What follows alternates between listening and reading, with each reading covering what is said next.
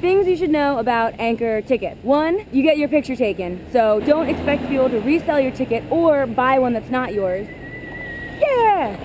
Day 2 in Angkor, and we're on bikes. Yes!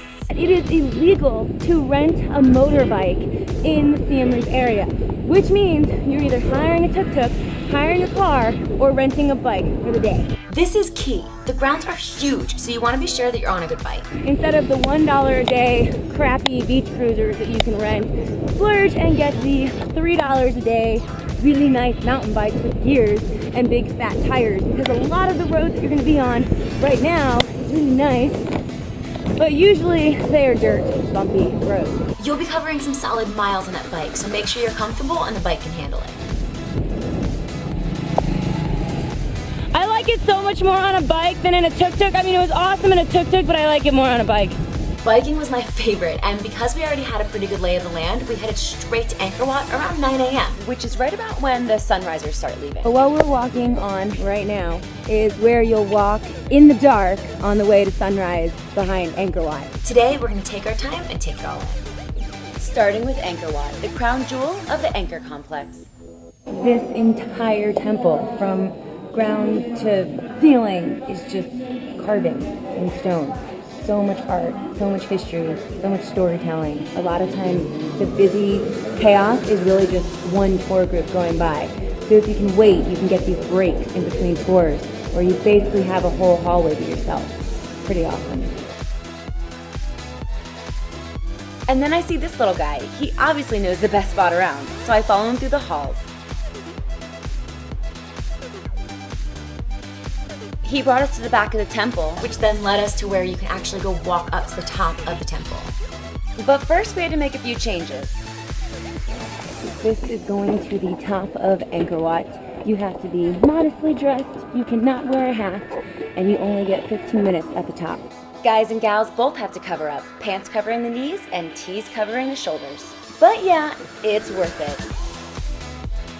Even though you know, like, millions of people have been here before, you still feel like you're discovering something new. Indiana Jones feeling.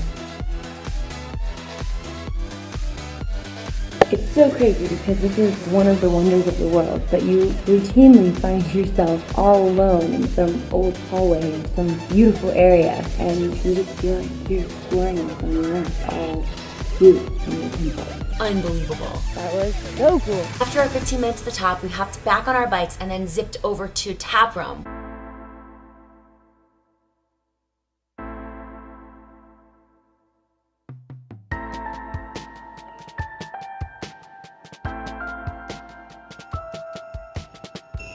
The roots of that tree are literally growing out of the rock.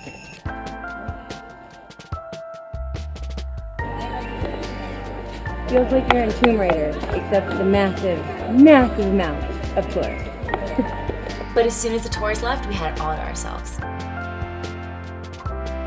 If something happened and all of the humans were like annihilated from our planet, I feel like this is what the world would look like in a few hundred years. The way the vines are twisting around the rocks like snakes, and then just crushed it. Crushed it!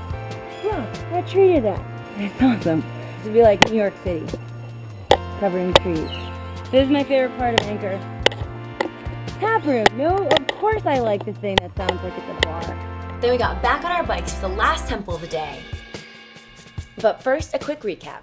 So the 3 big ones in Angkor are Angkor Wat, Angkor Thom, which is where we are right now, and Ta Prohm. That's the one where the jungle is basically taking over the temple. If you take one day to like solidly look at all 3 of those, it's definitely a whole day.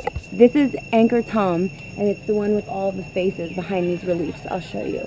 Faces everywhere. Face, face, face.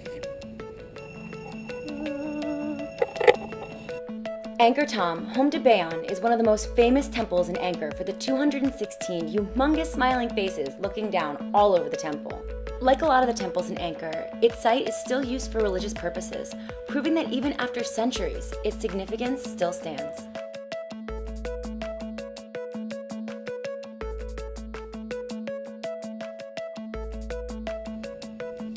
Angkor Thom is the biggest area of all 3 temples, and it feels like you could literally get lost in it.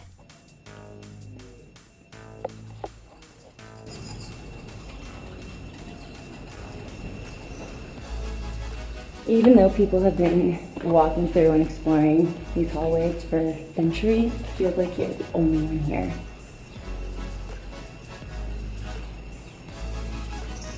There's literally no one else around me right now. It's me, you, and the bats. That's probably the most amazing thing about these temples. If you're patient enough and if you time it right, you can have an ancient temple all to yourself. To spend the day biking around and exploring empty ancient temples is the epitome of adventure. But we have one more day left on our pass and so much more to see. Coming up next is Day 3 in the Temples of Angkor.